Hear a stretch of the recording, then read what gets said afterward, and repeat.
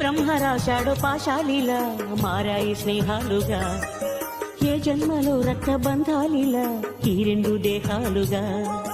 ఏ రెండు కళ్ళల్లో చూపొక్కటై మా పొద్దు తెల్లారగా. ఏ గుండెలో చోటు దక్కిందిలా ఏ తోడు కానిదగా. రాలేటి ఏ పూల రంగులో ముంగిళ్లలో ముగ్గుగా. రోషాల ఏలేత బుగ్గలో రోజాలు పూయించగా. ఆ బంధం అనుబంధం మాదే కదా. చిన్ని చిన్ని ఈ పువ్వులు చూసి జాబిలి నవ్వింది, సిరి వెన్నెల జల్లింది.